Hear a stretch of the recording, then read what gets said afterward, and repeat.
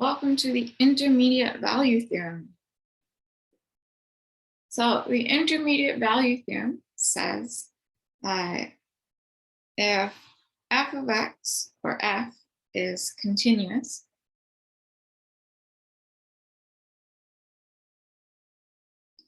on the closed interval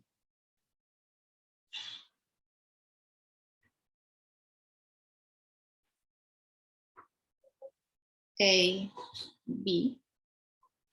So continuous on the closed interval, what we're implying here is just that the one-sided limits for the two endpoints matches the function value. So if f is continuous on the closed interval a, b, and for now, we'll just go ahead and assume that f of a is less than or equal to f of b. Then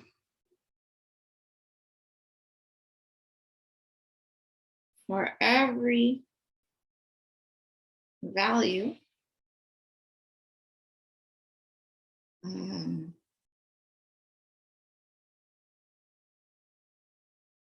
let's go every value L with f of a is less than or equal to L is less than or equal to f of b. There exists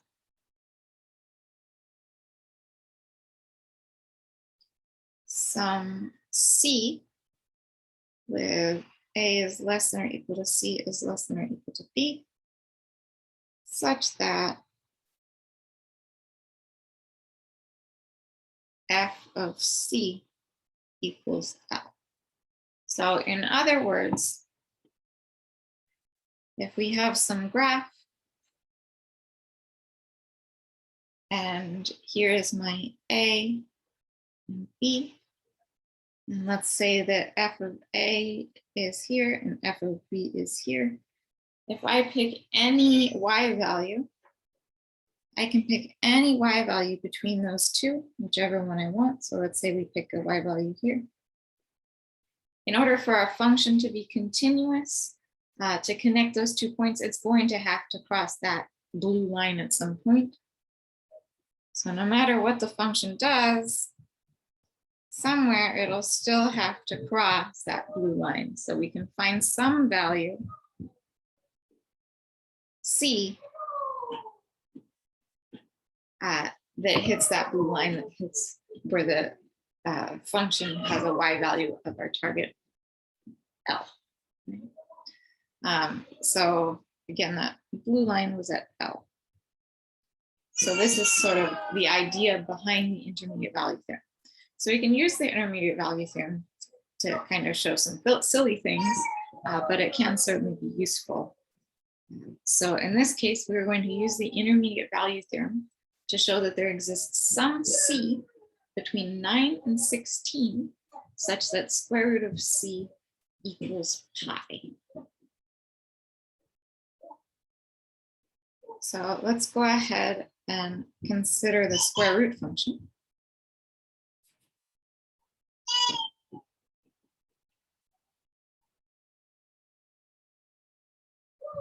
So we are going to consider the function f of x equals the square root of x.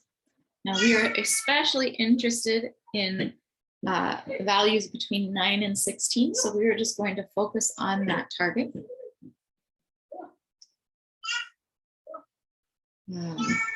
So f is continuous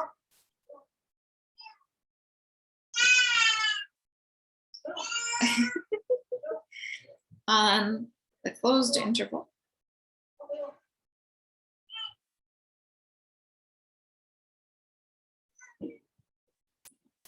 (9, 16). Furthermore,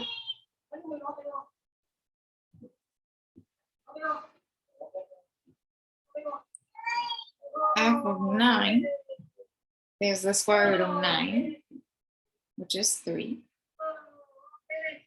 And f of 16 is the square root of 16, which is 4.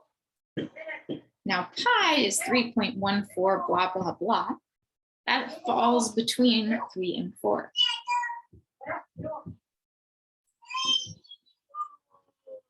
So note that we have f of 9 is less than or equal to pi is less than or equal to f of 16. So we have a function which is continuous on a closed interval.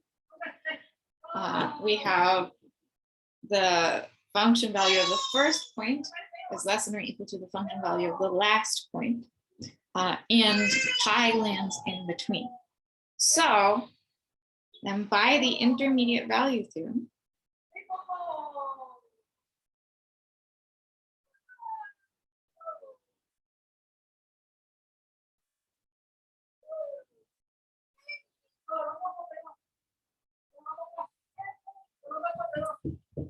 there exists a value c where 9 is less than or equal to c is less than or equal to 16, such that f of c, otherwise known as the square root of c,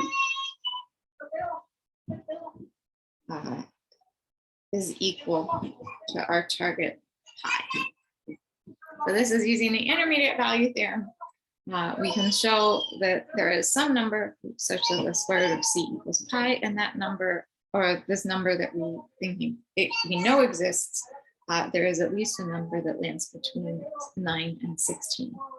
Now, clearly we could just take pi squared, and that would give us a square root equal to pi. This is one way to use the intermediate value theorem to show this. So at this point, we are done. Mathematicians often will put a square just to show that we are done with our